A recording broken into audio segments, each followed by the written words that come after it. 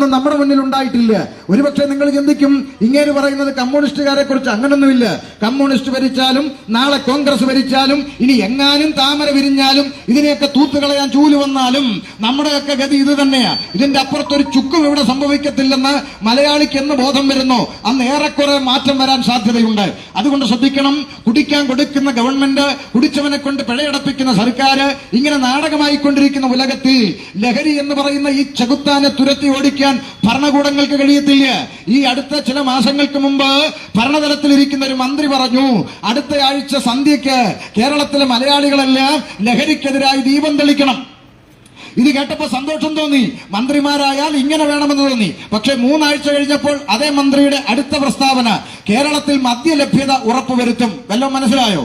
ഇനി എവിടെങ്കിലും ബിവറേജ് ഇല്ലെങ്കിൽ ഉണ്ടാക്കി തരാന്ന്. ഇപ്പൊ 3 ആഴ്ച മുമ്പ് ലഹരിക്കെതിരെ ദീപം തെളിക്കാൻ പറഞ്ഞതും മന്ത്രി, 3 ആഴ്ച കഴിഞ്ഞപ്പോൾ ബിവറേജ് ഉണ്ടാക്കി തരാമെന്ന് പറയുന്നതും മന്ത്രി.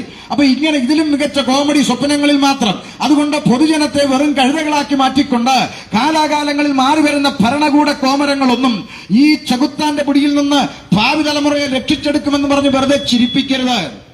അതുകൊണ്ട് ഞങ്ങൾക്ക് പറയാൻ സാധിക്കും, ഈ തിന്മകളിൽ നിന്ന് മനുഷ്യവർഗത്തെ രക്ഷിക്കാൻ കഴിയുന്ന ഒരു കണ്ടുപിടുത്തങ്ങളോ ഒരു ഇന്റർനെറ്റോ സയൻസോ ടെക്നോളജിയോ ഒരു പുതിയ റോബോട്ടിനെയോ നാളിതുവരെ ആരും കണ്ടുപിടിച്ചിട്ടില്ല. അപ്പൊ ചോദിക്കും, പോലീസ് സംവിധാനമുണ്ട്, അവരോട് ചോദിക്കാം, സാർ താങ്കൾക്ക് രക്ഷിക്കാൻ കഴിയുമോ? ചോദിക്ക്.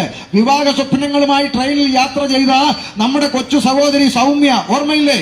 സൗമ്യ എന്ന് പറയുന്ന പെൺകുഞ്ഞിനെ നരാധമനായ ഒറ്റക്കയ്യൻ ഗോവിന്ദസ്വാമി കടിച്ചുകീറി റെയിൽവേ പാളത്തിലേക്ക് വലിച്ചെറിഞ്ഞ വാർത്ത എല്ലാവരും ഓർത്തിട്ടുണ്ടല്ലോ അല്ലെ?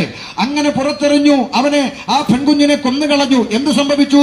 ഒറ്റക്കയ്യനെ ജയിലിന്റെ അകത്തിട്ട് നല്ല ചപ്പാത്തിയും ഉണ്ടയും ഒക്കെ കൊടുത്ത് തടിച്ചുണ്ട് സിനിമാ നടനെ പോലെ അവൻ പുറത്തിറങ്ങി വന്നപ്പോൾ അവന് പീഡിപ്പിക്കാൻ ഒരു കൈ പോരെന്ന് മനസ്സിലാക്കിയിട്ട് അവന് ഫാബ്രിക്കേറ്റഡ് ആയിട്ട് ഒരു കൈയും കൂടെ വെച്ചുകൊടുക്കാൻ തയ്യാറായ സംഘടനകളുള്ള നാടാണ് സാർ കേരളം.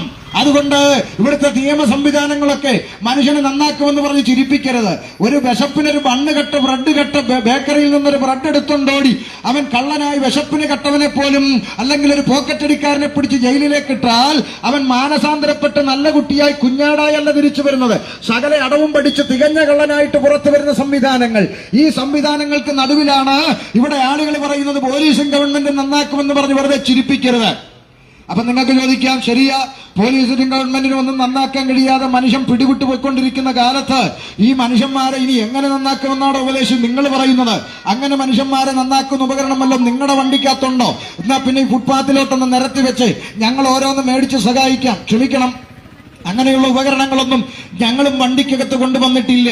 പിന്നെ നിങ്ങൾ ഈ പ്രസംഗിക്കുന്നതിന്റെ ഗുണമെന്താ? ഗുണം പറയാം. ഉപകരണങ്ങളൊന്നും വിൽപ്പനയ്ക്കില്ലെന്നേ ഉള്ളൂ.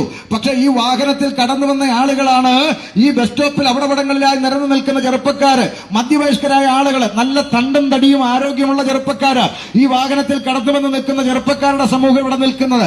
ഇവരാരും ഈ പ്രസംഗം ഇഷ്ടപ്പെട്ട് ഈ വണ്ടിയുടെ പുറകെ കൂടിയവരൊന്നുമല്ല. അല്ലെങ്കിൽ തന്നെ ഈ പ്രസംഗമൊക്കെ ഇവിടെ ആർക്കാ ഇഷ്ടം? ഇപ്പൊ കൈപ്പട്ടൂർ ജംഗ്ഷനിൽ ചുംബന സമരമായിരുന്നെങ്കിൽ ഈ പഞ്ചായത്തിലെ മുഴുവൻ ആളുകൾ ഇവിടെ കണ്ടേനെ. എന്നാൽ ചുംബിക്കല്ലേ എന്ന് പ്രസംഗിക്കുന്നവനെ കാലേ വാരി ഭിത്തിയിലടിക്കുന്ന അണ്ണന്മാരുള്ള നാട്ടിൽ കുടിക്കല്ലേ വലിക്കല്ലേ എന്നൊക്കെ പ്രസംഗിക്കുന്നതൊക്കെ ഇവിടെ ആർക്ക് താല്പര്യം? ഇവിടെ ആർക്കും അതൊന്നും വലിയ ഇഷ്ടമൊന്നുമല്ല. എന്നാൽ ഞങ്ങളാരും ഈ പ്രസംഗം ഇഷ്ടപ്പെട്ട് ഈ വണ്ടിയുടെ പുറകെ വന്നവരല്ല. പിന്നെന്താ, ഒരു കാലത്ത് ഇതേ മദ്യത്തിനും ഇതേ ലഹരിക്കും ഇതേ കഞ്ചാവിനും അടിമപ്പെട്ട് അപ്പനും അമ്മയ്ക്കും നാടിനും വീടിനും തലവേദനയായി ജീവിച്ച ഭൂതകാലമാ ഇവിടെ നിൽക്കുന്നത് ഞങ്ങളിൽ പലർക്കും ഉള്ളത്. ഇവനൊന്ന് ചത്തങ്കിക്കൊള്ളായിരുന്ന പെറ്റതുള്ള തലേ കൈവച്ചു പുരാഗി അനുഭവമുള്ളവര് ഈ കൂട്ടത്തിന്റെ അകത്തുണ്ട്. അങ്ങനെ ജീവിച്ച ജീവിത പശ്ചാത്തലത്തിൽ നിന്ന് ഇന്നൊരു നാണവും കൂടാതെ ഈ തെരുവിൽ നിന്നുകൊണ്ട് അടുത്ത തലമുറയോട് ഈ തിന്മയിലേക്ക് പോകരുതെന്ന് വിളിച്ചു പറയുവാൻ ഞങ്ങളുടെയൊക്കെ ജീവിതത്തിന്റെ ചരിത്രം മാറ്റിമറിച്ച് ഒരു സന്ദേശത്തിന്റെ വക്താക്കളായിട്ടാണ് ഞങ്ങൾ ഈ കൈപ്പട്ടൂർ കവലയിൽ നിൽക്കുന്നത്.